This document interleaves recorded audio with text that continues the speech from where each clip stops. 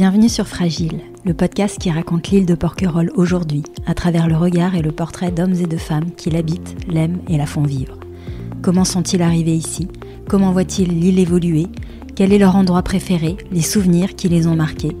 Écouter les habitants raconter Porquerolles, c'est entrer dans l'intimité de l'île. Lieu d'histoire, d'inspiration artistique, de diversité biologique, de contrastes et de paradoxes. Un endroit précieux et fragile. Je suis Ingrid Blanchard et je reçois aujourd'hui Djalil. L'histoire de Djalil est bouleversante et incroyable.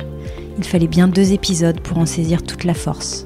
Ceci est la deuxième partie de notre échange. Je ne peux que vous inviter à écouter la première partie, absolument bouleversante, si ce n'est pas déjà fait. Et après, je rentre toujours à Montparnasse, je rentre dans un restaurant, je tombe sur un patron, il me dit oui, tout commence chez nous. Je commençais chez lui, travailler, mais je commençais par la plonge. Je faisais la plonge. Alors imagine-toi tout ce que je viens de te dire, que même défilé de mode, qui était dans un milieu, tout ça, là, tu laves les gamelles et tout ça. Mais...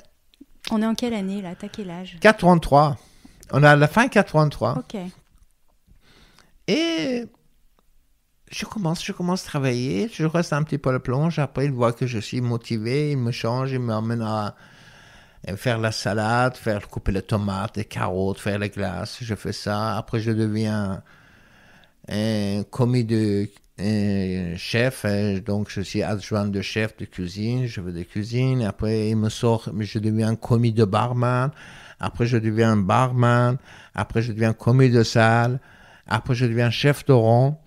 Et ça passait... Tu gravis les échelons. Oui, ça déjà des années, ça passait tout ça.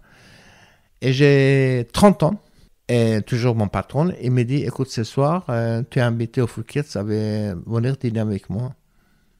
Je t'ai invité au Phuket. Je vais au Phuket, Champs-Élysées, on est assis, et puis il me dit, j'ai acheté un restaurant, tu es mon directeur.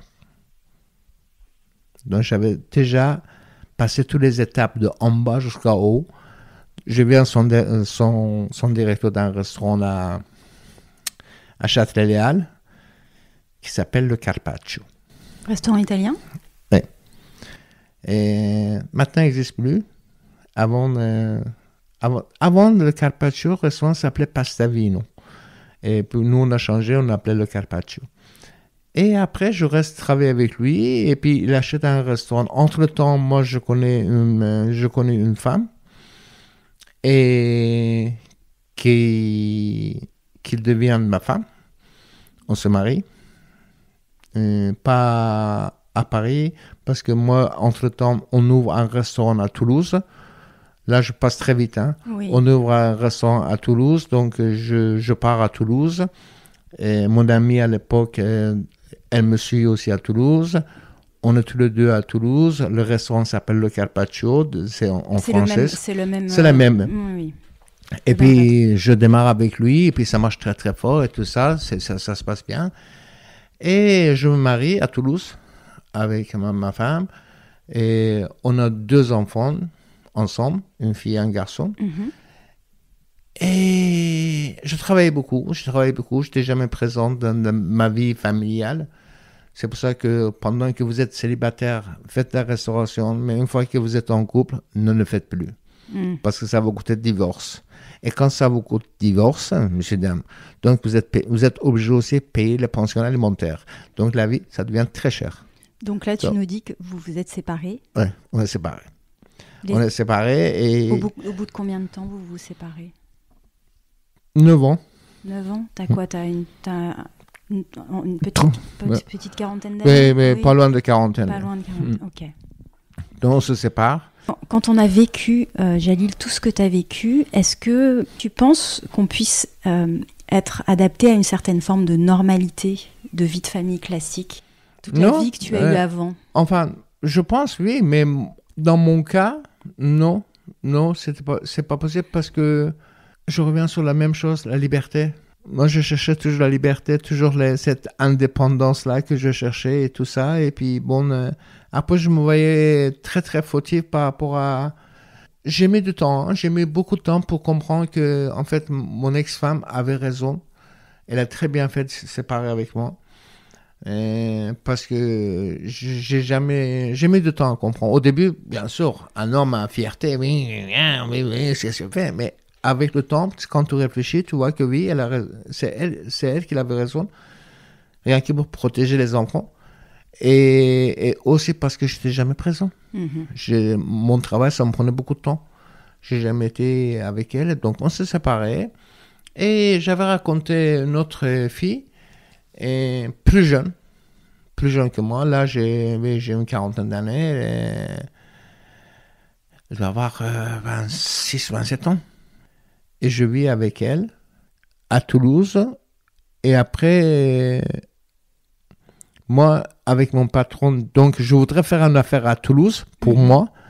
Donc, mon patron est super content. Mais en fait, la bêtise que j'ai fait, l'affaire que je voulais faire pour moi à Toulouse, c'était juste en face de chez lui. Et il n'a pas du tout apprécié.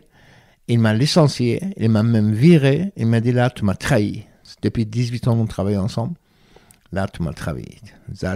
Il a dit, dans le business, on ne peut pas faire de pitié. Donc, il m'a viré. Et je suis parti sur une sorte de dépression parce que, bon, je disais, j'en avais marre. Par rapport à ma vie et tout ça, j'arrive à un stade, ça fait 20 ans, c'est déjà passé. J'en avais marre de toute cette bagarre avec la vie pour réussir et tout ça. Donc, j'ai dit, je quitte Toulouse. Et donc, là aussi, comme c'était un grand restaurant, j'avais beaucoup de connaissances, beaucoup de gens. D'ailleurs, c'est là que je demandais ma nationalité française. À l'époque, c'est Dominique Baudis, qui était la maire de Toulouse, et qui je le connaissais personnellement, qui m'a aidé pour avoir la nationalité française. Donc, j'ai pris ma nationalité française comme ça. Donc, pas au sourd de mariage. Donc, ça faisait des années que j'étais en France, que j'ai payé mes impôts. Je voyais le droit d'avoir la nationalité française. En même temps, je me protégeais toujours ma culture perse. Là, je suis perse. Je ne suis plus iranien. Donc, mon but, c'est présenter mon pays et dire à des gens par rapport à... Et que, bon, Perse, c'est pas ça. C'est la culture, c'est notre berceau de civilisation. L'empire de Perse était étalé à 5 400 000 mètres carrés. Cet empire de Perse avec le Cyrus le Grand en 504. Donc aujourd'hui, Darius le Grand, c'était la première, il y a 2500 ans, à déclarer le droit de l'homme. Donc aujourd'hui, quand tu vois ce qui se passe, quand on viendra plus tard, c'est ça qui me désole. Et moi, je voyais mon droit de présenter mon pays et vis-à-vis des gens qui ne pensent pas que tous les Perses ne sont pas des Iraniens. Donc, oui, tu revendiquais l'origine. Tous les Perses, ce n'est pas des Iraniens. Donc, voilà, aujourd'hui, c'est même ce que je suis aujourd'hui en train de faire à Porquerolles. Ce que je suis en train de faire aussi avec des gens que je parle, avec des gens que je suis en contact. Et voilà, je voudrais faire connaître un peu aussi ma culture et persane, qui c'est tellement, tellement, tellement riche.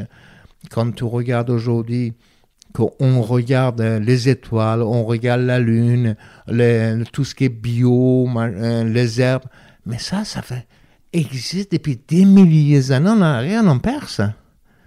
Et ce qui est en plus, regarde, Razi, c'était un grand mathématicien, philosophe perse. C'est lui qui a découvert l'alcool. Le vin rouge, ça vient de Perse. On appelle le vin de Shiraz. C'est là que vient le mot de Syrah. La base, c'est le vin perse. Le vin rouge, ça vient de Perse. Ça ne vient pas de la France. Pardon. Comme ça, c'est dit. Voilà, comme ça, c'est passé. Voilà. Comme ça, les gens, ils savent. On sent, mais on y reviendra parce qu'en effet, c'est quelque chose que tu portes en toi, cette idée de porter cette identité à laquelle tu es cher et voilà, certainement une souffrance aussi de voir ton pays devenu ce qu'il est devenu. Est-ce qu'on peut revenir, et on reviendra évidemment sur ce sujet. Là, donc, tu quittes Toulouse. Vous allez où? Tu es donc avec cette jeune femme? Ses parents, à elle, ils habitent à Lavandou. D'accord. Donc, on quitte Toulouse pour Lavandou pour aller chez ses parents, à elle. C'est comme ça que tu découvres la région. Je connaissais avant, mais touristiquement. D'accord. Donc, je venais de temps en temps comme ça, passer tout ça, surtout Côte d'Azur, pas le Var. Var, je connaissais très peu. Je connaissais plus Nice, Cannes, et Saint-Tropez et tout ça. Et donc, on vient à Lavandou, je suis chez ses parents, et puis on est là. On a un petit garçon. Troisième enfant. Qui a 9 mois. Donc, en même temps, je cherche travail. Et bon, je travaille un peu à Lavandou. Après, on déménage parce que c'était pas possible de vivre avec ses parents. On vient à Hyères. À Hyères, on travaille. Enfin, moi, je travaille toujours. Et à Hyères aussi, j'ai beaucoup travaillé. Et un bon matin... dans la restauration? Dans la restauration. Toujours. Oui. Et un jour, elle me dit qu'après quelques années, on se sépare avec... elle garde le petit, et puis on se sépare. Et puis là, j'ai... Donc, 2008, 2009, par là. Et là, je pars dans une dépression quand même importante. Et je dis non. Je dis basta, c'est fini. Je dis j'ai plus de encore commencer à zéro, encore démarrer, déménager. Je dis c'est bon, ça suffit. Et je me laisse aller, comme ça dure. Et à un moment donné, j'ai dit... Mes enfants qui sont aussi grandis avec ma première femme, aussi ils me disent non, mais tu t'imagines donc comment tu es, ninana. Et moi je me fonce plus en plus. Et à un moment donné, j'ai dit, bon, je raconte un garçon, à Hyères, qu'il est pizzaiole à Porquerolles, à l'Aventure. D'accord. Et on parle, je dis oui, mais je cherche travail. Il me dit, écoute, il y a un restaurant qui s'appelle Porquerolles. Et je crois qu'il cherche quelqu'un. Et tu es logé, nourri. Le mot de loger, c'est important. Donc je dis ok. Je viens à Porquerolles. Tu connaissais pas du tout? Non, pas du tout. J'étais venu une fois, mais vite fait, comme il y avait trop de vent, je suis venu et puis je suis resté toute la journée à Pescator, boire un thé et prendre le prochain bateau pour repartir. Ouais. J'ai rien vu.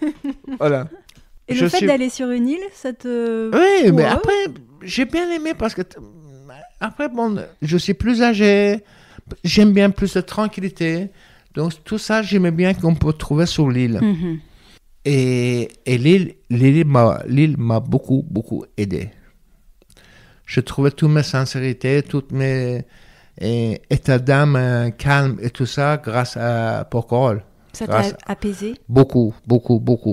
Et donc, il y a des moments que je m'évade dans des balades solides tout seul, que ça me fait beaucoup de bien quand je prends mes cahiers, que je vais dans des oliviers, que j'écris et tout ça, dans un petit coin tranquille, et que tu chantes, tu entends des bruits des oiseaux, le parfum de fleurs, c'est tout cette odeur. Parce que le vent, il t'emmène toujours des messages. Il faut savoir écouter le vent. Autant qu'il faut savoir écouter le silence, il faut aussi savoir écouter le vent. Là, je rentre dans mes côtés poésie. Hein. Donc, et je commençais à travailler au Porquerolles. Tu t'es vite adapté ici? Très vite. Les gens Très vite, parce que grâce à ma culture, en fait, mon culture encore une fois de plus, mon éducation et le sens d'accueil, que chez moi, c'est tout à fait naturel. Oui. Et j'ai grandi, donc je reviens sur mon grand-père, ma grand-mère. Donc, c'est eux qui m'ont appris, aussi mes parents. Donc, ils m'ont appris. Donc, cette chaleur accueillant qui existait chez moi, qui était tout à fait naturel. Pour des gens qui venaient manger, des fois, c'était inattendu. Mhm. Ils étaient surpris. Ils sont surpris par cette qualité d'accueil que chez moi, c'est...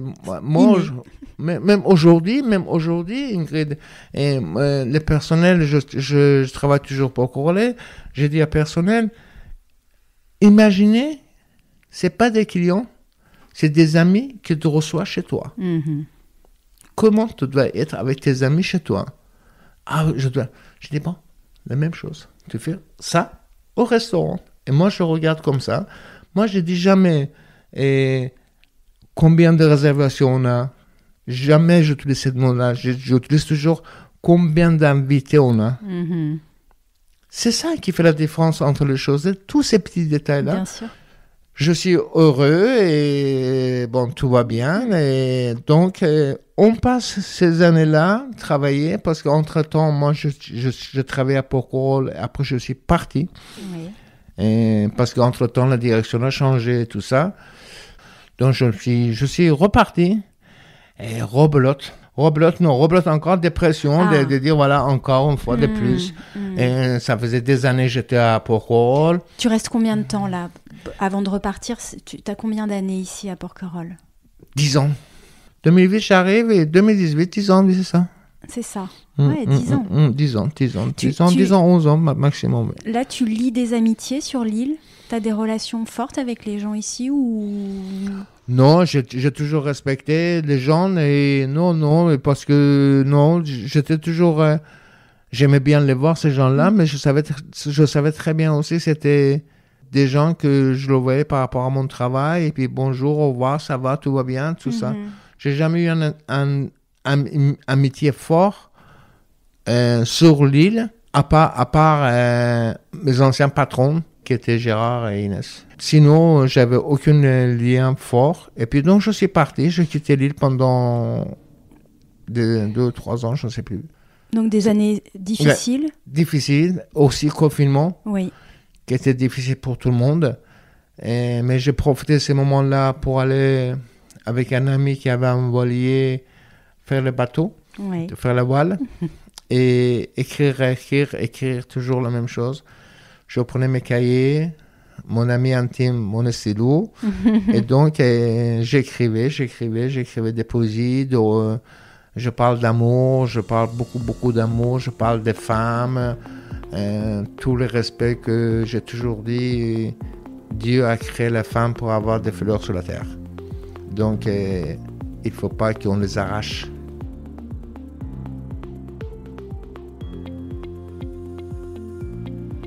Donc en fait, Jalil, tu as travaillé 10 ans à Porquerolles, tu es parti 3 ans à peu près, tu es revenu en 2021. Est-ce que tu as observé des changements par rapport à ta première période sur Porquerolles quand tu es revenu? Est-ce que tu trouvais que l'île avait changé à différents niveaux? Et je pense que l'île n'a pas changé, mais mon regard a changé. Donc, je suis venu avec un esprit beaucoup plus ouvert. Et puis, donc, déjà, l'île de Porquerolles m'avait emporté beaucoup de choses pendant 10 ans que j'étais là. Donc, il m'a emmené la sérénité, il m'a emmené le calme que je cherchais en moi. Et puis là, depuis mon retour de nouveau à l'île, donc, mon regard a changé parce que moi aussi, j'ai changé pendant ces temps-là. Et puis, je trouvais en fait la paix intérieure que l'île m'a donné. Ça, aujourd'hui, je suis tranquille. J'ai un regard sur l'île qui est très particulier parce que il y a des coins sur l'île et quand on sort de la village extérieur, que ça me fait penser mon pays. Ça ressemble beaucoup. Il y a des coins qui sont vraiment comme Perse, dans les petits villages de la mer Caspienne, qui, quand tu vas vers la Langoustière, ces petits chemins et tout ça, ça me fait penser vraiment beaucoup et la mer Caspienne. Et puis, si tu permets, j'écris quelque chose sur l'île. Oui. J'ai écrit un petit texte sur l'île de Porquerolles il y a 1 an et demi, 2 ans. Ça, c'est vraiment personnel. Ce que je le sens, comme ça, tu vas comprendre. J'ai tellement rêvé de toi. J'ai tellement parlé de toi.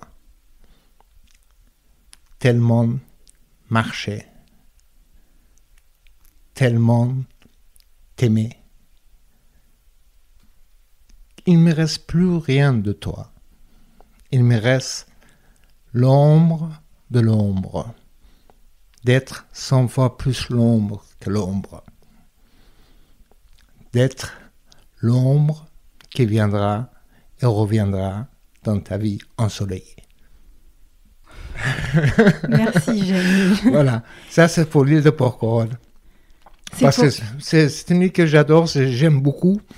Et j'aime beaucoup aussi les habitants qui sont des gens de Porquerolles vraiment profonds, des anciens, par génération, qui habitent sur l'île, qui ont beaucoup de souvenirs. Malheureusement, il y avait des gens que je connaissais qui sont partis. Mais j'ai un attachement particulier sur l'île. Aussi, cette tranquillité, une fois que le calme se revient sur l'île, ça veut dire après la saison, novembre, quand il fait gris, il y a des petits vents et puis des petites gouttes d'eau qui tombent. J'adore les marches à la mer. Je mets un kawaii, je suis tout seul, la mer appartient à moi. Donc, et ces moments-là, c'est des moments magiques. Et puis bon, évidemment, la coucher de soleil de Porquerolles, je crois qu'il existe nulle part. Donc, voilà, donc... Tu évoques la pré-saison. Je pose régulièrement cette question, mais là, elle arrive peut-être plus naturellement. Aux gens que j'interroge, je leur demande quelle est la saison qu'ils préfèrent sur l'île. Est-ce que toi, il y a une saison en particulier Oui. Comme je dis, je suis perse. Chez moi, le 21 mars, c'est Nouvel An. Et Nouvel An persan. Et j'adore ces moments-là parce que, déjà, par rapport à mon culture, et puis c'est le premier jour de printemps.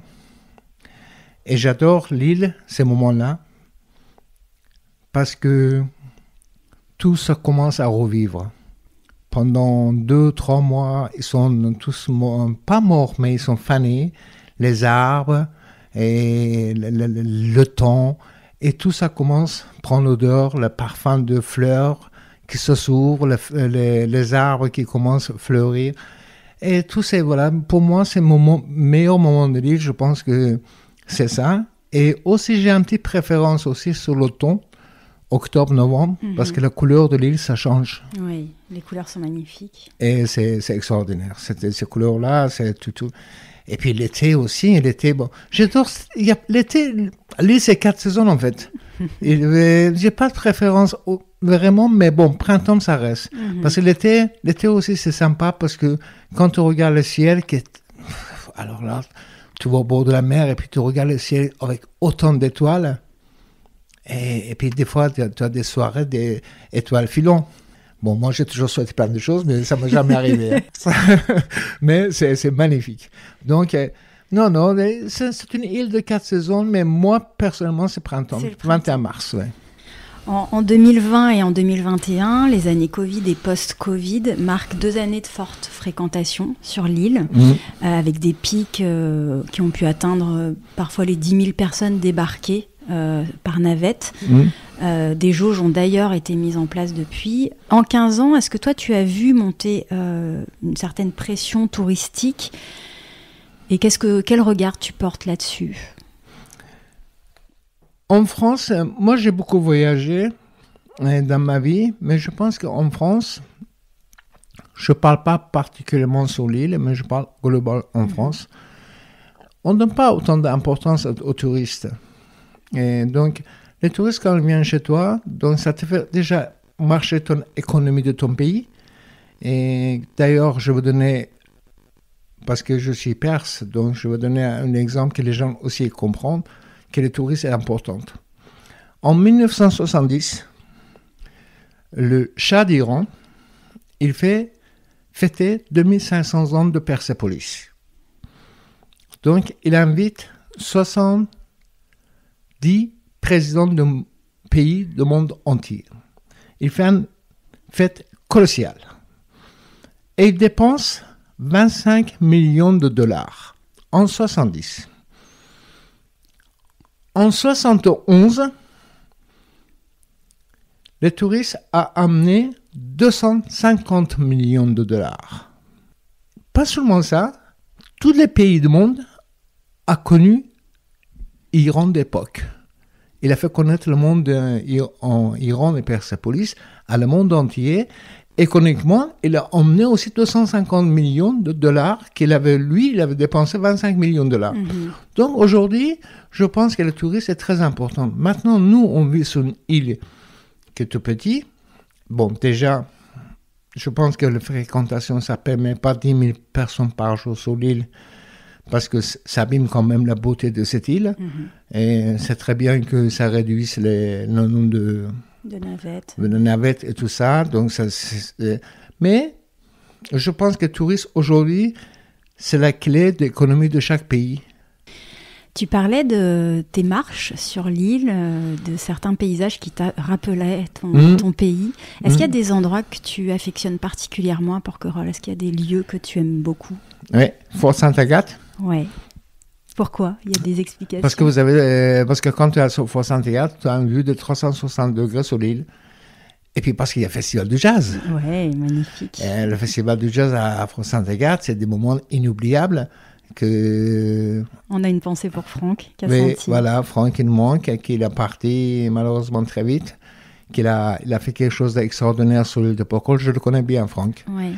Le pauvre, il est parti. Bon, moi, j'étais la dernière saison qu'il a fait, et j'étais avec lui pour le Festival du Jazz. Tu as été bénévole ou non? Non, je suis allé, c'est Franck qui m'avait invité parce qu'il logeait chez nous, au Café Porquerolles. Et il m'avait invité pour le festival, donc j'ai passé. Il a eu la gentillesse, et comme d'habitude, il m'a emmené dans une loge privée. J'ai vu des artistes, des footballeurs. Il y avait Lilian Thuram. Oui. Donc, j'étais fan, 98, champion du monde, Bogossian. Donc, j'étais tout contente qu'il m'a présenté tous ces grande sportive. C'était la femme de Lilian Thuram qui chantait. La femme de Lilian Thuram qui chantait, et puis la pianiste qui est venue aussi manger au restaurant. Donc, non, j'ai passé de bons moments. Sainte-Agathe, j'adore. Les oliviers, loin, j'aime beaucoup. Évidemment, la Courtade. Notre-Dame, c'est un lieu magique que j'aime beaucoup. Et j'ai un petit clin d'œil aussi à Fondation de Carmignac. Tu y vas souvent? Oui. Que je pense que c'est magnifique. Ce qu'ils ont fait, c'est extraordinaire. Ça a ouvert encore l'île beaucoup, parce qu'il y a plein de gens qui viennent d'extérieur pour voir la fondation. Et ils ont fait quelque chose de magnifique, quelque chose d'extraordinaire. Et Charles, il fait un travail magnifique. Cette année, Fondation de Carmignac, le thème de Fondation de Carmignac, ça doit être sur les femmes. Oui. Et ça m'intéresse. Donc, avec Charles, déjà par passé, j'avais tourné un court-métrage kino sur les femmes iraniennes. Donc, avec Charles, on a discuté et on va essayer de passer cette année, pendant l'été, à Fondation de Carmignac. Ah, ce serait magnifique. On va en parler de ce kino que tu as fait. Est-ce que tu as un souvenir ou une anecdote marquante de ta vie à Porquerolles? J'en ai pendant des années, surtout dans la restauration, donc tu as beaucoup de souvenirs. J'en ai beaucoup, mais je pense que la plus importante, c'était il y a un an. Oui. C'est pas loin. Oui. Et quand mon fils, il m'a fait une surprise, et emmener son fils, donc j'étais le grand-père. Donc, il m'a fait une surprise, venir au restaurant pour me voir. J'ai vu mon fils avec mon petit-fils et sa femme. Et tu n'étais pas prévenu? Non, pas du tout. Bon, c'était organisé par ma patronne. Oui. Et donc, en clandestin, je n'étais pas au courant. Donc, ils m'ont fait une surprise. Je crois que c'était un de mes meilleurs souvenirs de Porquerolles, de ces moments-là que j'ai vu mon fils avec son fils. Tu faisais la connaissance de ton petit-fils? Oui. C'est la première fois que je voyais. Et puis, même là, je te parle, j'ai des émotions. Oui, parce que moi aussi, j'ai des frissons. Oui, parce que c'était très fort. C'était très fort. Bon, après, j'ai plein de trucs, et même des rigolos. Tu sais que chez nous, on fait des poissons l'île. On a des pêcheurs qui nous amènent des poissons qu'ils pêchent sur l'île, qui soient des langoustes, des dorades, plein de rougets. Et nous, on présente le poisson, le soir, on présente on appelle ça fauque, c'est un truc en liège, on met des glaces et on pose des langoustes, des chapons, des rougets. Les gens, quand ils passent, ils voient ce qu'on a présenté. Et l'été, on avait un monde de fous. Et un jour, un soir, j'étais sur la terrasse, je voulais entrer au restaurant, j'ai raté le marche, parce qu'il y a un petit escalier, j'ai raté ces marches-là, et je suis entré à 9h30 du soir dans la phoque. Tous les poissons, langoustes, le dorade, ils étaient avec des glaçons, ils étaient tous sur moi, par terre, j'étais allongé par terre, et tous, et les clients rigolaient. Ça, c'est un très bon souvenir que j'ai. Et deuxième souvenir, si tu peux je dis, je reçois des clients, 12 personnes, que c'est un skipper qui m'avait envoyé et tout ça. Et puis, il mange, et à un moment donné, monsieur, il me dit, est-ce que on peut chanter au restaurant? J'ai dit non. Chez nous, non, vous ne pouvez pas chanter. Il me dit, bon, c'est pas grave. Et puis, entre-temps, le skipper, il m'appelle. Il me dit, ça se passe bien? J'ai dit, oui, très très bien. Simplement qu'il voulait chanter. J'ai dit non. Le skipper, il me dit, mais t'es malade. T'es fou. Laisse-le aller chanter. Je retourne à la table. Je dis, mais écoutez, vous pouvez chanter. Ah oui, ok. Ils s'en vont chercher des guitares. Ils arrivent avec 4 guitares. Mais des gens bizarres avec des casquettes, des lunettes noires. On ne voyait pas. Il commence à chanter. Mais Ingrid, dès qu'il a ouvert sa bouche, la place était noire de monde. Tu ne pouvais plus monter la rue pour le café, le restaurant, et tu ne pouvais pas descendre, et c'est noir de monde. Eh bien, c'était U2. Non. Ouais. Il a fait un concert de 45 minutes gratuite au restaurant Porquerolles sur la terrasse. Et toi, tu lui as refusé. Je ne connaissais pas. Il avait des lunettes, des casquettes et tout ça. Mais c'était U2 et son groupe. Non. Ah ouais, quand il a commencé à chanter, des frissons, quoi. On a arrêté le service. Personne mangeait. Personne mangeait. On a arrêté le service. Nous compris, et on regardait le concert.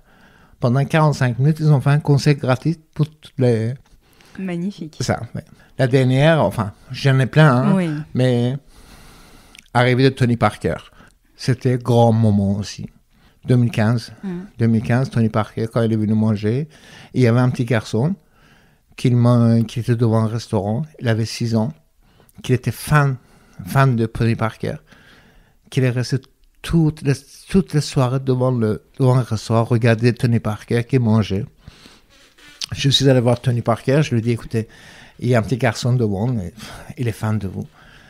Et puis, il m'a dit, emmenez-moi. Donc, je l'ai emmené, il a pris sur ses genoux. Il a fait et puis, le garçon, il pleurait. C'est la plus belle vie de ma vie, c'est magnifique, c'est joli. Voilà, c'est des moments comme ça qui sont marqués dans ma vie. Ouais. Au Porquerolles. et puis maintenant, je veux dire, bon, je suis venu depuis 3 ans parce que la direction a changé au Porquerolles. Donc, je travaille avec des personnes très, très, très humaines. Ma patronne, quelqu'un que j'admire. J'ai beaucoup de respect, gratitude envers elle. Et puis, je travaille avec des collègues qui sont superbes. Donc, j'aime mes clients, mes invités. J'aime aussi mes collègues de travail. Ouais. On sent cet amour vraiment de l'île. Ouais. J'aimerais qu'on parle un tout petit peu de la vie insulaire. On dit souvent qu'elle fascine autant qu'elle peut effrayer.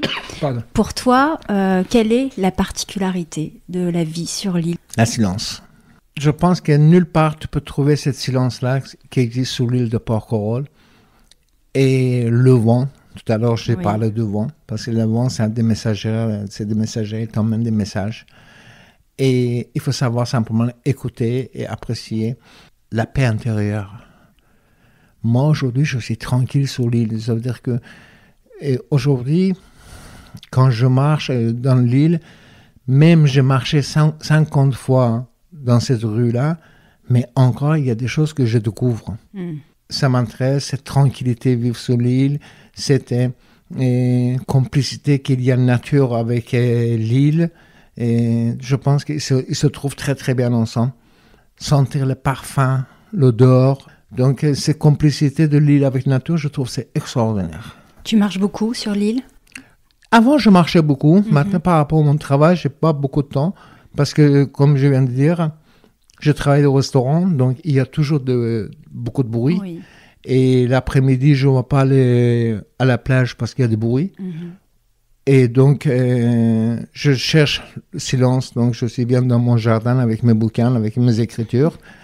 Et des fois, le soir, j'aime bien, quand tout le monde est parti, j'aime bien d'aller me mettre mes pieds dans l'eau et puis marcher dans l'eau. Il n'y a plus personne. À la Courtade ? Je vais la plage de Courtade, la plus près.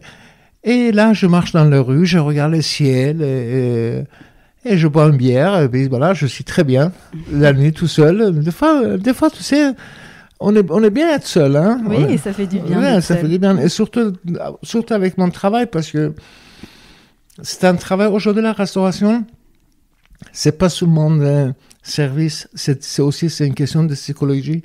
Donc, il faut bien gérer les clients pour savoir lire dans leur tête ce qui se passe, ce qu'ils ont envie, ce qu'ils aiment, ce qu'ils n'aiment pas.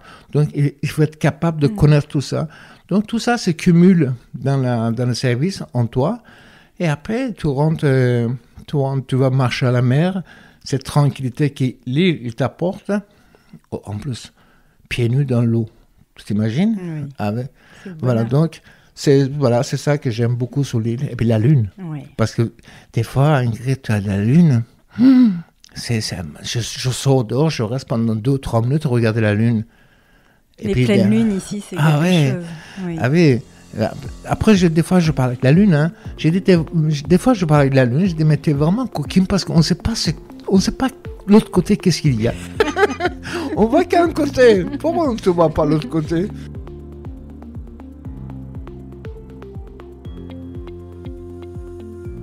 Là, tu évoques vraiment les moments de saison.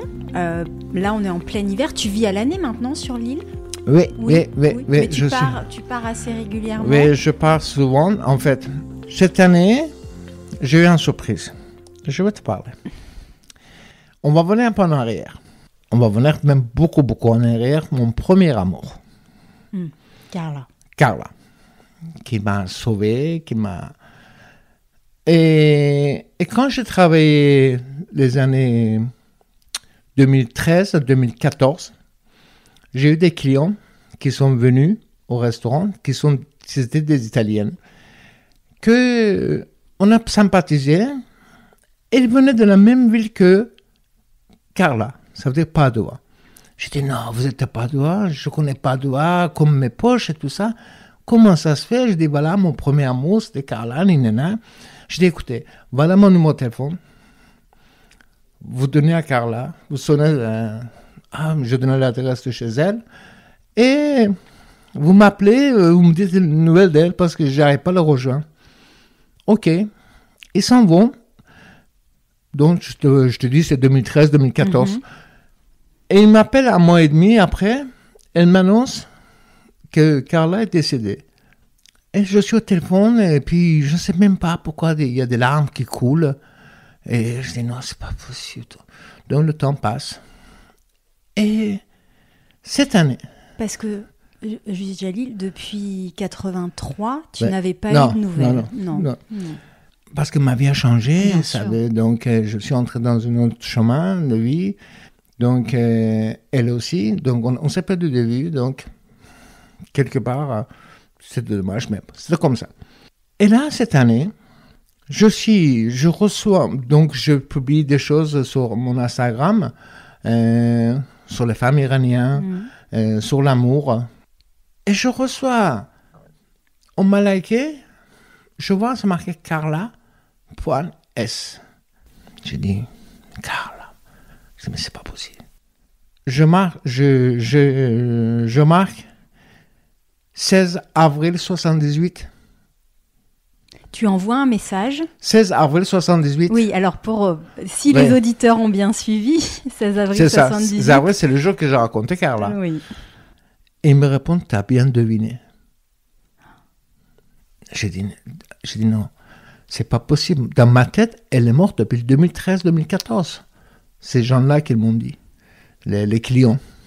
J'ai dit, mais c'est pas possible. Et alors... À quoi tu penses, là? J'ai dit, non, c'est une blague.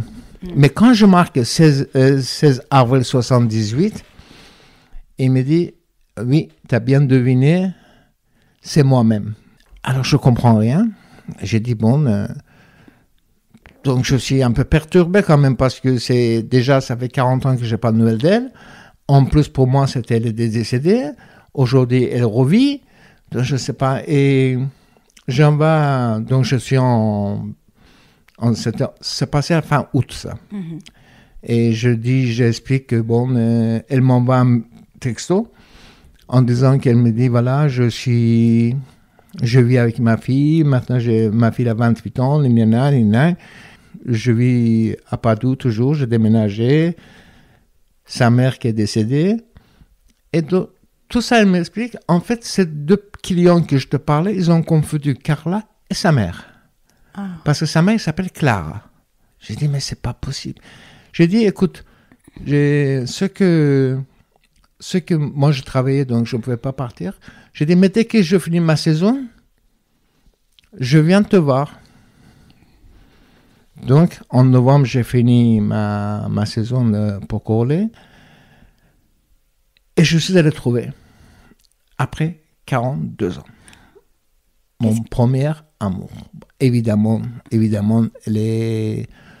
autant que j'ai pris des coups de la vie, elle aussi en a pris. Donc, on a plus de 20 ans, 24 ans, on est beaucoup plus de 40 ans à passer, donc je vous laisse calculer l'âge. Je descends, je le vois en face de moi et on s'embrasse, on se serre dans le bras fort et tu dis, il y a toujours l'amour quelque part. Oui, c'est incroyable. Ça passe et tout ça. C'était différent, c'était pas la même chose, mais quand même, c'est fort, c'est très fort. Et puis c'était un moment que je suis resté là-bas et j'ai partagé des merveilleux moments avec elle. Vraiment magnifiques, de magnifiques moments.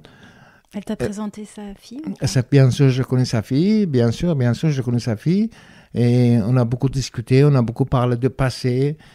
Et elle m'a dit qu'elle a cherché pendant très, très longtemps mes traces. Elle a dit, malheureusement, à l'époque, il n'y avait pas autant de facilité que maintenant. Donc, c'était très, très difficile. Et elle a dit, je suis venu même à Paris, je cherchais dans des quartiers que tu fréquentais pour voir si tu étais là. Je ne t'ai jamais trouvé.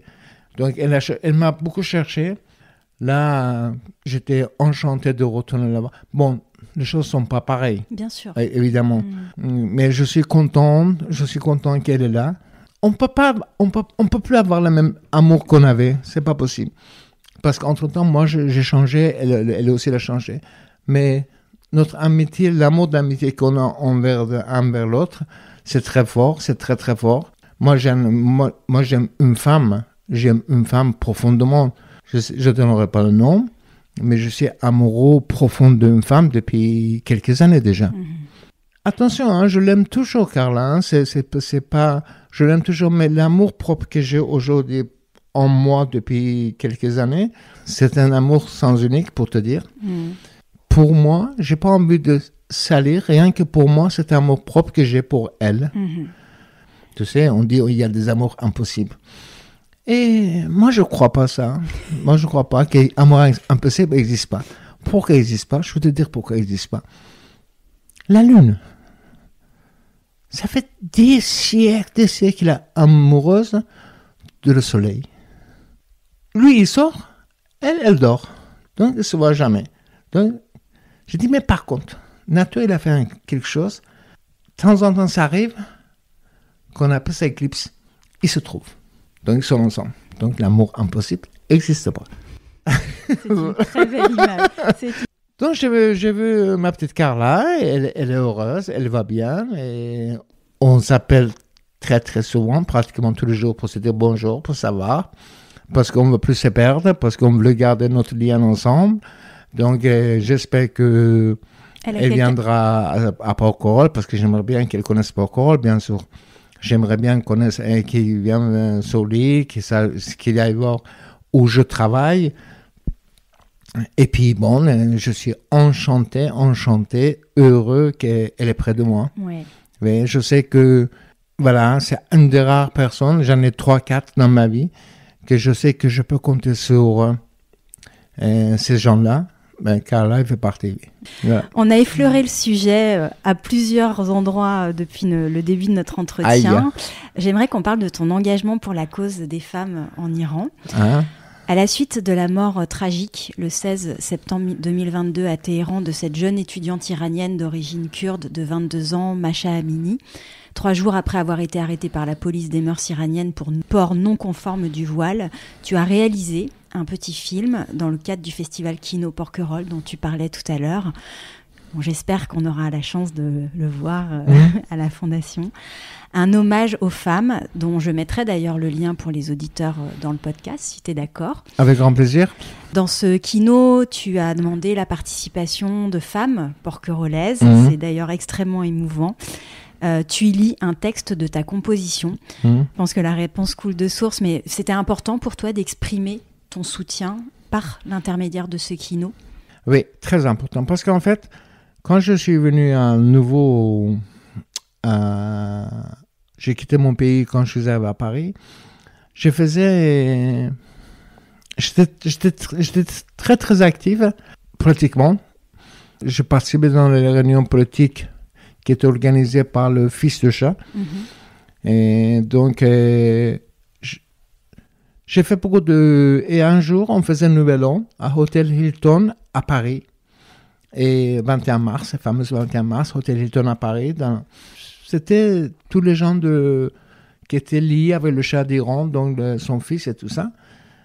On était là-bas et on faisait la fête. Et puis on s'est fait attaquer par les gens de Khomeini, tous les islamiques, ils étaient aussi en France. Et ils nous ont attaqués, et puis ça commençait ça démarrait bagarre et tout ça dans le fête. Et j'enlevais les pieds politiquement, j'ai eu peur. J'enlevais les pieds parce que je me suis dit, si d'extérieur, tu peux rien faire. Parce que c'est intérieur qu'il faut entrer dans l'intérieur du pays, de faire quelque chose. Extérieur, on peut être tout ce qu'on veut, mais si intérieur, ça bouge pas, tu peux rien faire. Donc, j'ai laissé tomber la politique jusqu'à fameuse Mahsa Amini. Parce que cet épisode dont tu parles, c'est en quelle année? C'était en 83. 83, quand tu reviens à Paris. Oui, je reviens à nouveau parce que bon, on en a parlé de ma vie à Téhéran, et donc je veux venir. Oui. Et donc, je suis venu, donc je faisais politique et tout ça, ça tournait comme ça, j'ai laissé tomber politique. Et puis, ça m'intéressait plus. Vraiment, ça m'intéressait plus. Et puis, j'ai dit, je coupe les liens avec ça. Et puis, je coupe surtout les liens avec tous les barbus, tous les fanatiques islamiques et tout ça, que ça m'intéresse pas, quoi. Et après, ça allait plus loin, l'histoire de Daesh et les Hezbollah et compagnie et tout ça. Ça m'intéresse plus. Vraiment, ça m'intéresse plus ces pays-là. Et puis, ça me faisait rappeler de certains souvenirs par passé. Donc, je laissais tomber.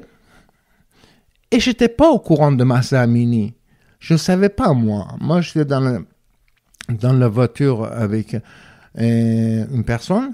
C'est elle qui m'annonce, est-ce que tu es au courant de ce qui s'est passé dans ton pays? Je dis non. Elle me dit oui. Une jeune fille de 22 ans, elle avait la mèche qui sortait de ses cheveux. Ils l'ont tuée. Je dis non. Qu'est-ce que tu me racontes là? Elle me dit oui, c'est ça. Et je viens, je regarde, oui, je vois Mahsa Amini, je vois des images. Je dis non, c'est pas possible. Et et ces moments précis, je reviens en arrière, j'arrive à l'année 80. L'année 80, j'étais à Téhéran et j'ai traversé une sorte de boulevard pour aller acheter un journal. Et de loin, je vois la manifestation des femmes iraniennes. Déjà à l'époque, ils voulaient faire contre le hijab, le tchador et tout ça. Ils manifestaient, il y avait 300 femmes. Ils avaient son foulard, avec des mini-jupes, des pantalons maquillés qu'on ne veut pas porter. Et je suis au milieu de la boulevard. Je vois les voitures de gardiens révolutionnaires, ils arrivent, ils descendent, ils les tuent tous. Ils se mettent en genoux, ils tirent toutes les femmes. T'as assisté à ça? Et je vois ça, je pleure et je cours. J'arrive chez moi. Et ils l'ont tué. Je suis... Et quand on m'annonce la mort de Mahsa Amini, tout remonte. Je reviens à cette image-là que je vois dans ma tête. Et là, je décide de parler et défendre tous les intérêts des femmes iraniennes et toutes les femmes d'ailleurs dans le monde entier, pas seulement les femmes iraniennes, parce que je pense qu'il n'y a pas qu'en Iran que des femmes sont comme ça. Même on parlait tout à l'heure de talibans, et les femmes, comment elles vivent en taliban, donc dans certains pays d'Afrique. Donc aujourd'hui, je défends beaucoup les femmes. Donc mon film, c'était un clin d'œil pour les femmes iraniennes et toutes les femmes du monde. Oui. D'ailleurs, si tu permets, je veux dire, parce que j'écris sur les femmes. Bien sûr, vas-y. Ouais. Donc ça, c'est mon dernier truc que j'ai écrit il y a quelques temps. Mais c'est la dernière chose que j'ai écrit sur les femmes. Femmes, à la naissance, vous êtes des poupées. À 15 ans, vous êtes des princesses. À 25 ans, vous êtes belles. À 40 ans, vous êtes sublime. À 50 ans, vous êtes passionné. À 60 ans, vous êtes inoubliable. À 80 ans, vous êtes toujours magnifique. Voilà, ça c'est pour les femmes, pour toutes les femmes. Une vraie déclaration. Belle déclaration. On a envie d'avoir tous les âges. Voilà, donc tu vois. Et ce keynote, tu l'as fait avec quoi? 4, 5 porquerolaises? Plus? Un peu plus peut-être? Non, 1, 2, 5, 6 je crois. Est-ce que ça a occasionné des échanges avec elles ou est-ce qu'elles t'ont partagé des... Parce que c'est des... Oui, c'est des jeunes. Oui, c'est des jeunes femmes. Ouais, ils étaient enchantés de participer à ça parce que par rapport à la jeunesse qu'ils ont compris qu'il y a des femmes qui souffrent dans le monde entier. Et d'ailleurs, il y en a une qui, aujourd'hui, elle fait beaucoup pour les femmes. Elle fait beaucoup de recherches pour les femmes, s'il peut aider des femmes qui souffrent de ça. D'ailleurs, je fais un clin d'œil à la fille de Carla. Elle se bat pour la violence sur les femmes. Mm-hmm. Oui, ces jeunes de Porquerolles, ils ont aimé. Et quand le film s'est diffusé sur l'île, ils étaient très, très touchés. Très émus, mais oui. Parce que si tu regardes bien les images, tu vois qu'ils sont avec le voile. Au fur et à mesure, ils enlèvent le voile. Absolument. Et puis les cheveux qui bougent. Et bon, bien sûr, Marco, il m'a beaucoup aidé. Tu connais Marco? Oui, bien sûr. Donc, oui. Marco, il m'a beaucoup aidé. Et donc, lui et puis toute son équipe de Kino. Et parce qu'en fait, je me suis présenté pour expliquer mon idée. Et j'ai parlé, parce qu'on avait un rendez-vous le matin, j'ai dit ce que je voudrais faire, et tout le monde se levait la main, tout le monde voulait faire avec moi le film. Oui. Et ils étaient touchés par l'idée de... Mais oui, parce qu'on était en plus au mois d'octobre, l'événement avait eu lieu fin septembre, donc c'était très vif dans les esprits. Tout le monde voulait faire avec moi, et puis Marco a dit non, c'est moi qui fais avec lui. Donc, en fait, tu es venu avec quoi? Avec ton texte ou avec l'idée de mise en scène? Non, Marco m'a dit, tu me dis le texte et tout ça, donc je suis venu avec mon texte, donc on a tourné ensemble et Marco m'a guidé de faire comme ça, de me tenir comme ça. Après le soir, après mon travail, j'allais avec lui dans le bureau pour faire sur ordinateur pour coller des manifestations qui étaient à l'étranger, tout ça, pour mettre derrière mon dos. Et l'idée de la femme voile, c'est devenu de Marco. Il a dit, voilà, si on faisait ça, la femme, à côté de toi, qui enlève le foulard. Oui, c'est très beau. Je trouvais ça très, très beau. Donc, là, et puis bien sûr, la chanson, au début de Shervin Jaipur, il a chanté cette chanson extraordinaire. C'est fabuleux, cette chanson. qu'on commence par la langue persane, cette chanson, et à la fin, c'est une femme qui chante en anglais. Et donc, c'est un clin d'œil. Oui, il y a une vraie symbolique. Oui, Ouais. voilà. Ouais, c'est très beau. Je suis très, très fier de ce court-métrage. Oui, il est très beau. Non, mais tout le monde va se ruer dessus. Je mettrai le lien, c'est promis. Bon, tu l'as dit, on voit vraiment cette vive émotion et indignation suite à cet événement. La solidarité qui a suivi aussi au sein de la diaspora iranienne. Néanmoins, les 4 millions d'Iraniens qui vivent à l'étranger entre l'Europe et les États-Unis ne partagent pas tous la même vision quant à l'avenir et ce qu'il convient de faire pour que le régime iranien change. Quel regard, toi, tu portes aujourd'hui sur la situation de ton pays ? Alors, évidemment, mon souhait profond de mon cœur est que la situation d'Iran change. Que ces gens-là qui partent, qui ne restent plus sur le gouverner un pays comme la Perse, avec cette civilisation, avec son histoire. Donc, rien que ça fait mal. Après, je pense qu'aujourd'hui, la situation de l'Iran, c'est toujours la même chose, c'est le pétrole et le gaz.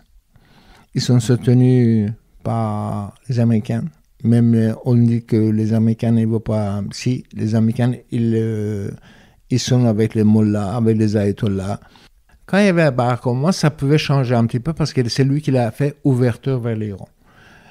Mais maintenant, après, l'autre fou qui est venu à sa place, on sait comment c'est passé, et maintenant, les Américains ils tiennent les Iraniens, et donc les gouvernements iraniens, et jusqu'à moins que ça tienne, parce que les prix du pétrole, ils achètent moins cher. Les gaz aussi, donc ça viendra. Mais j'ai un espoir fort, très très fort, que le fils de Shah d'Iran, qui est très actif, qui habite à New York, lui, il peut faire quelque chose.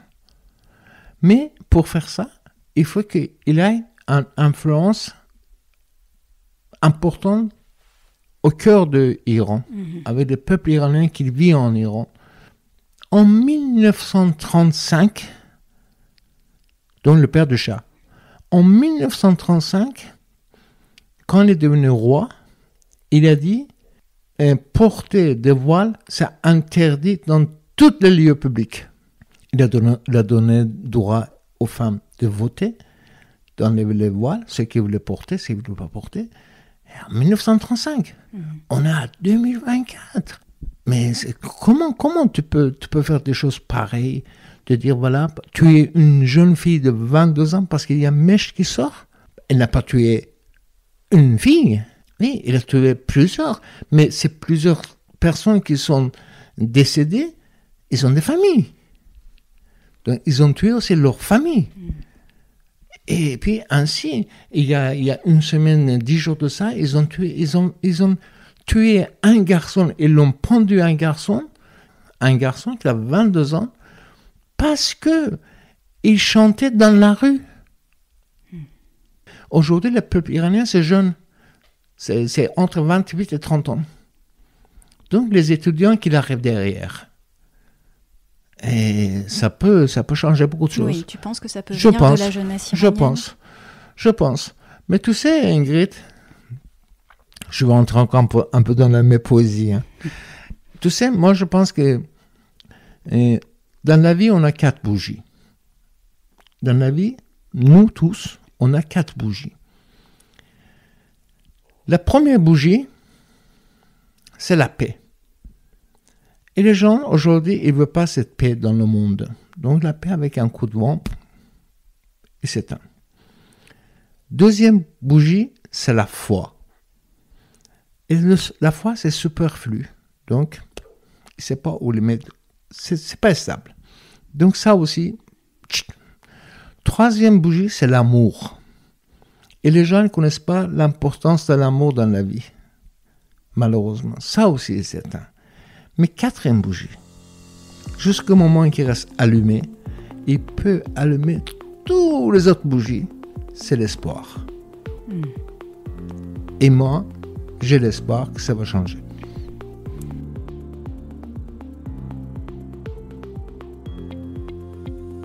Est-ce que tu as encore de la famille en Iran?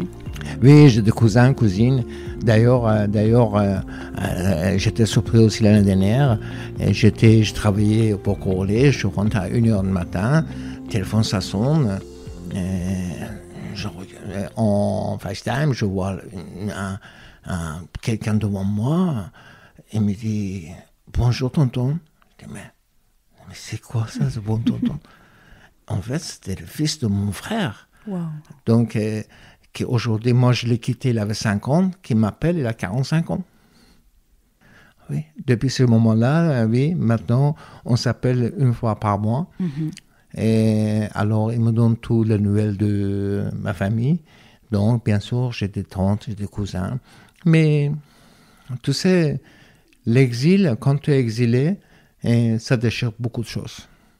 Tu perds beaucoup de choses.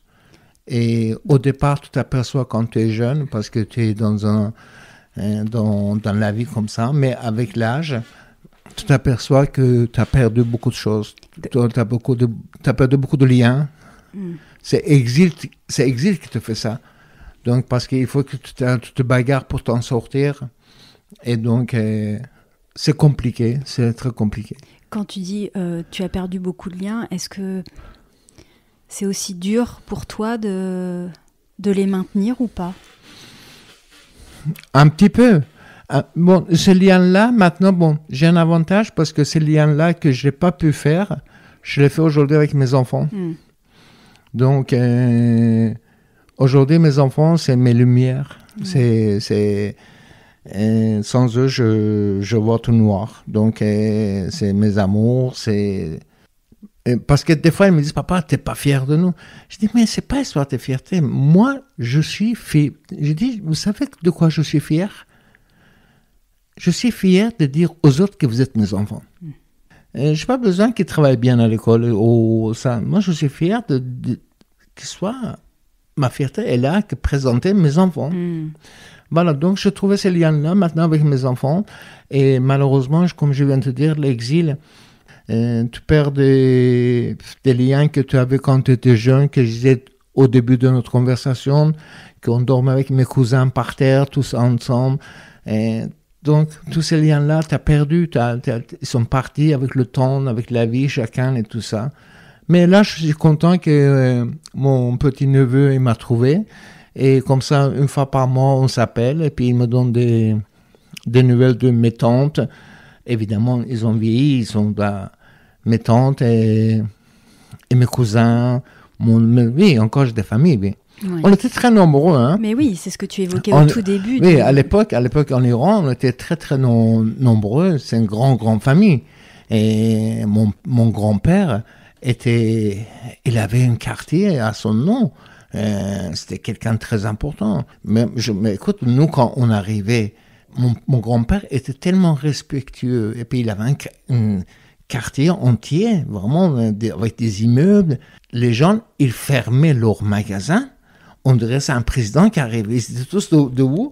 Quand on arrivait, ils nous applaudissaient parce qu'on arrivait. Ah oui, c'était... Ah oui, incroyable. Ah oui, c'était génial.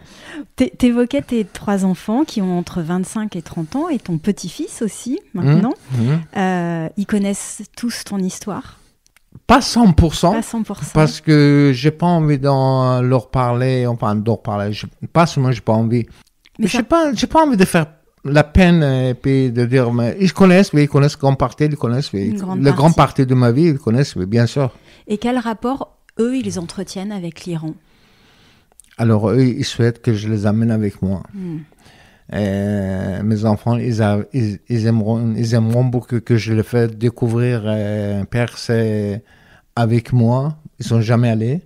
Donc, ils aimeraient bien qu'un jour, on puisse entrer ensemble.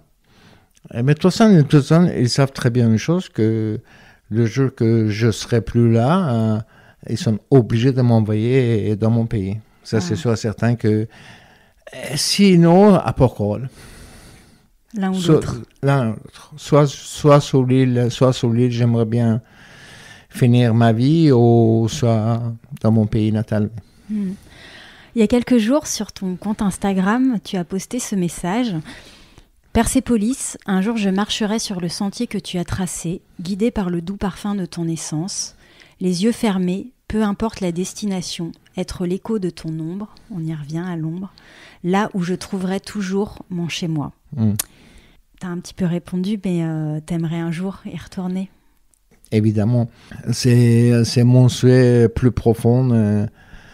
Écoute, aujourd'hui, je pense que j'ai déjà vécu de très très belles choses dans ma vie. J'aimerais bien vraiment tranquille et puis finir doucement dans mon pays. Oui. Ça, c'est sûr et certain. Ouais. Parce que ça me manque terriblement. Pour finir, en quoi ton parcours, les épreuves que tu as traversées t'ont transformé, ont fait l'homme que tu es aujourd'hui? Qu'est-ce que tu as appris et que tu souhaiterais transmettre à tes enfants et tes petits-enfants? Bon, ça, c'est une question très difficile. Tu peux prendre le temps. Oui, c'est très...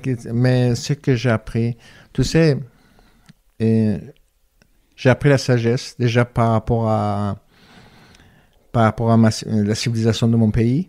Déjà, voilà, j'ai appris la sagesse, mais je pense que la folie aussi, ça fait partie de sagesse. Tu disais que tu étais un petit garçon. La folie, des fois, la folie aussi, ça fait partie de sagesse. Donc voilà, je pense que j'ai appris avec le temps, avec le recul, et être plus sage. Et comme je disais tout à l'heure, l'île n'a pas changé, mon regard qui a changé. Donc c'est moi qui ai changé aussi grâce à des écrivains, grâce à des philosophes, grâce à des écritures, et grâce à des gens importants comme Gandhi, que je suis fan absolu. Et donc, comme Bouddha et compagnie. Donc, tout ça, et puis des anciens, parce qu'en Iran, tu as des anciens philosophes iraniens, des siècles. Omar Khayyam, par exemple, comme je disais tout à l'heure, Hafez, Rumi, Shamseddin Tabrizi, Ferdowsi. Quand vous lisez ses poèmes et ses poésies, à cette époque-là, ils te parlaient déjà ça, qu'aujourd'hui, les gens y réalisent, mais ils étaient vraiment en avance, hein. On était beaucoup en avance. Le sophisme, aujourd'hui, on parle beaucoup, mais c'est une tradition perse très, très ancienne.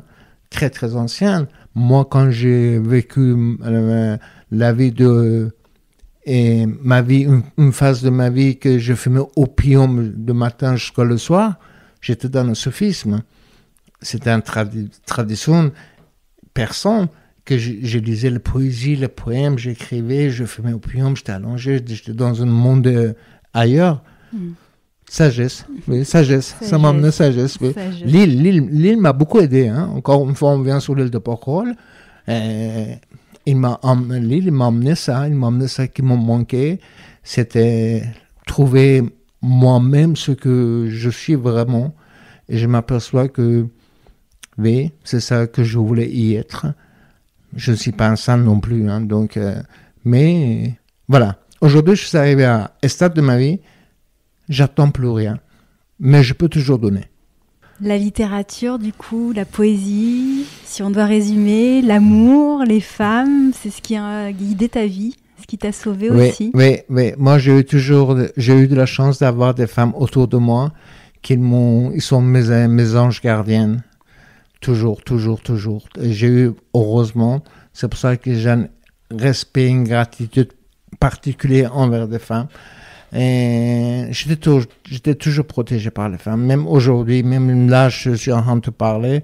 Et je sais qu'il y a 2 ou 3 personnes féminines qui sont autour de moi, qui me protègent. Merci infiniment, Jalil, pour ce Mais c'est moi qui te remercie. Témoignage et pour ta confiance. Je suis content de te dire certaines choses que personne ne sait. Je n'ai jamais parlé de certaines choses. Bon, je suis content, simplement qu'on est sur une île de Porquerolles. Là, il fait gris, il fait un peu soleil. Non, regarde, le soleil s'est levé. Voilà, mais c'est aussi beau. Mais c'est moi qui te remercie pour me donner l'occasion de m'exprimer. Merci à toi, merci 1000 fois. Persépolis de lumière. Quand je t'ai quitté, je n'ai versé aucune larme, crié aucune fois mon malheur. Ce soir-là, la douleur était si puissante que mon esprit s'est perdu dans le plus profond des abysses. J'ai perdu le phare dans ma nuit, la lune parmi les étoiles. Il ne restait plus que le néant. Pour moi, c'est comme une fleur qui s'épanouit lorsque je suis près de toi. C'est mon premier amour, mon premier. Alors, je ne dis pas. Moi, j'aime mon iron de poésie et romance. Quand je pense à toi, mon cœur saigne. C'est douloureux. Quand je pense à toi, des larmes montent à mes yeux. Un jour, je reviendrai chez moi. J'irai me reposer, afin de me retrouver. J'ai appris à attendre, à accepter, à respecter, mais je n'apprendrai jamais à faire semblant d'être quelqu'un que je ne suis pas. Je suis perse. Merci à Djalil pour sa générosité, son humour et sa confiance. Si ce n'est pas déjà fait, vous pouvez toujours vous abonner au podcast Fragile sur Apple Podcasts, Deezer, Spotify ou toute autre plateforme d'écoute. Cela vous permettra d'être notifié des nouveaux épisodes tous les 15 jours. Et si cet épisode vous a plu, vous pouvez mettre 5 étoiles sur Spotify et toujours laisser également 5 étoiles sur Apple Podcasts avec un petit commentaire. C'est la meilleure manière de soutenir ce podcast et ça me fait toujours infiniment plaisir de vous lire. On se retrouve très vite. À bientôt.